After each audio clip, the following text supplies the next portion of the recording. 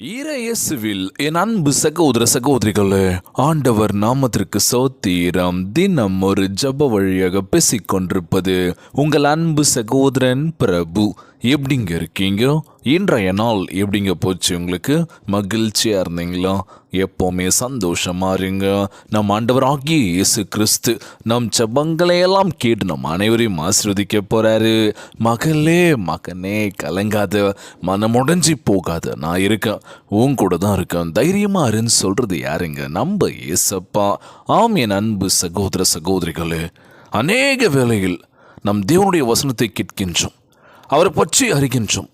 ஆனாலும் நம்முடைய பிரச்சனைகள், மனதில் ஏற்படும் சோர்வுகள், எதிர்கொள்ளும் இக்கட்டுகளின் விசுவாசத்தில் உறுதியாக இருப்பது சிரமமாகின்றது.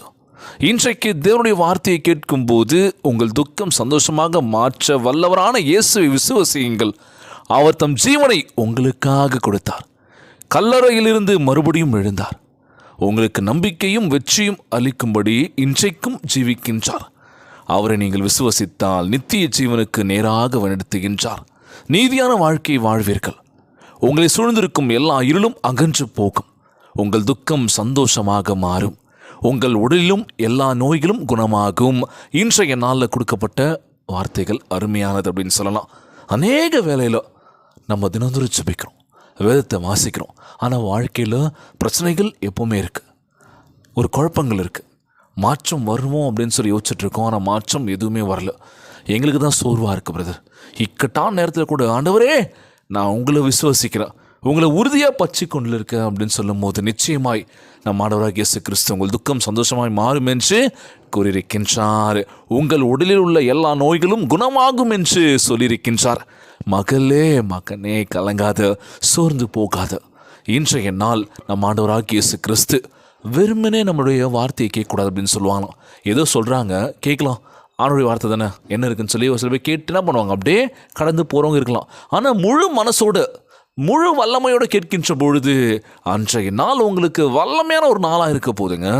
அவர் மேல் நம்பிக்கை வைக்கும் போது நித்திய ஜீவனை அடைவீர்கள். இவ்வுலக வாழ்க்கையிலும் சரி, சந்தோஷமும் சமாதானமும் தேவ பிரசன்னமும் நிறைந்து காணப்படும். இயேசு உங்கள் பக்கத்தில் இருக்கும்போது எல்லாம் மாறி போகும். இயேசுவை விசுவசிப்பதால் கிடைக்கும் சந்தோஷத்தை பெற்றுக்கொள்ளுங்கள். இன்றைய நாளில் இதெல்லாம் கிடைக்கணும், அவருடைய அன்பு வேணும், பாசம் வேணும், எல்லாம் வேணும் அப்படின்னா முழுமையான விசுவாசம் இருக்கணும்ல. கண்டிப்பாக இது இருந்துட்டாலே போதுங்க. ஜபிக்கின்ற வேலையில் விசுவாசம் இருக்கணும், நம்ம செய்கின்ற வேலையில் முழுமையாக இருக்கணும்ல.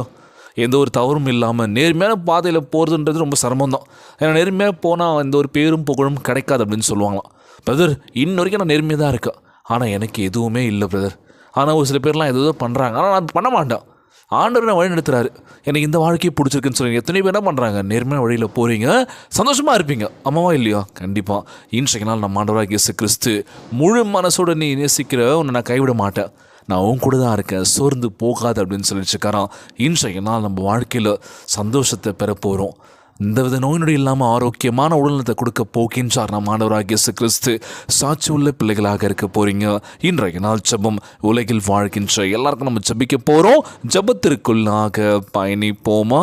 எங்களை மிகவும் அதிகமாய் நேசிக்கின்ற அன்புள்ள ஆண்டவராகிய இயேசுவே, உங்கள் மேல் நாங்கள் நம்பிக்கை வைப்பதால் எங்கள் வாழ்க்கையை சந்தோஷத்தினால் நிரப்புவதற்காக உம்மை சோத்தரித்து நன்றியுள்ள இதயத்துடன் சமூகத்திற்கு வந்திருக்கின்றனப்பா. எங்களுடைய வேதனை, துக்கம், வியாதி எல்லாவற்றையும் நீர் அகற்றி பிரகாசிக்கின்ற வெளிச்சத்தை நிரப்பி வாழ்கின்ற சந்தோஷத்தையும் பரிபூர்ண ஆரோக்கியத்தையும் சமாதானத்தையும் அளிக்கின்ற தேவனாய் இருக்கின்றீர். எங்கள் வாழ்க்கையில் வெளிச்சத்தையும் நிரம்பி வழிகின்ற சந்தோஷத்தையும் கொடுக்க போவதற்காக நன்றி ஆண்டவரே. எப்பொழுதும் உம்முடைய சமூகத்தில் இருக்கும்படி நித்திய ஜீவனாகிய ஈவை பெற்றுக்கொள்ள எங்களை ஆயத்தப்படுத்துவதற்காக உம்மை சோத்தரிக்கின்றனப்பா. இன்றைக்கு உம்முடைய வார்த்தைகளை கேட்பதோடு மட்டுமல்லாமல் நீர் ஜீவிக்கின்ற தேவன் என்றும் எங்களுக்காக ஜீவனை கொடுத்தீர் என்றும் ஜெயமாய் மறுபடியும் எழுந்தீர் என்றும் முழு இதயத்தோடு விசுவசிக்கின்றனப்பா. எங்கள் துக்கம் சந்தோஷமாகவும் எங்கள் போராட்டங்களை வெற்றியாகவும் மாற்றும் வல்லமை உமக்கு உண்டு ராஜா என்று முழு மனதோடு விசுவசிக்கின்றனப்பா. நாங்கள் ஜெபிக்கும் இந்த வேளையில் எங்கள் வாழ்வில் நீர் கிரியை செய்ய வேண்டும் என்று ஜெபிக்கிற ஆண்டவரே, உம்முடைய பரிபூர்ண ஜீவனையும் அளவற்ற சந்தோஷத்தையும் நாங்கள் அனுபவிக்க ஆசீர்வதிக்க வேண்டும் என்று கேட்கிற ஆண்டவரே, இந்த ஜெபத்தை கேட்டுக்கொண்டிருக்கின்ற என் அன்பு சகோதர சகோதரிகள், என் அன்பான உறவு உறவுகள் எல்லோரையும் பார்த்துக்கோங்கப்பா. யாருக்கு எந்த கஷ்டங்கள் துன்பங்களை கொடுத்துடாதீங்க ராஜா. நோய் நொடியினால் அவதிப்பட்டு கொண்டிருக்கின்ற ஒவ்வொரு சகோதர சகோதரிகளை உமது கரங்களால் தொட்டு நோயில் அகற்றி போடுவீராக. உம்மால் கூடாத காரியம் ஒன்றுமில்லை ஆண்டவரே. உம்மால் எல்லாம் கூடும் என்று நாங்கள் விசுவசிக்கின்றோமப்பா. எல்லோரையும் பார்த்துக்கோங்கப்பா. யாருக்கும் எந்த பிரச்சனையெல்லாம் பாதுகாத்துக்கொள்ள வேண்டும் என்று கேட்கிறேசப்பா. ஒவ்வொரு குழந்தை செல்வங்களை ஆசீர்வதிங்க. உடல் தெம்பும் வலிமை தர வேண்டும் என்று கேட்கிறேன் ஆண்டவரே.